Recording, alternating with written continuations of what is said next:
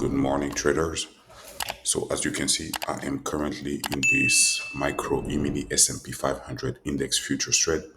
I got in. We're already in profit. 500. Hopefully, we should hit TP very soon.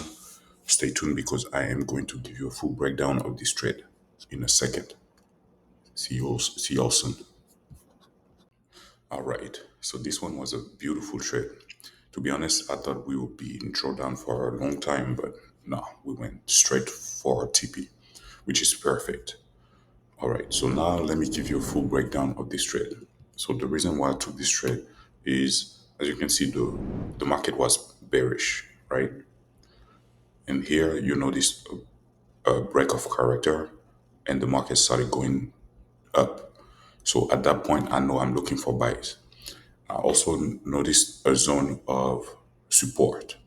So this zone right here. So as you can see, this zone was a support here. Yes, a support here. It broke. It became a resistance here. Then it became a support. Then it became a resistance. So I knew that the market was going up. As soon as the price tapped into that zone of support, I decided to enter and we went straight for our TP. Simple trade, nice trade, quick trade, perfect. So yeah, I'll see y'all in the next video. Peace.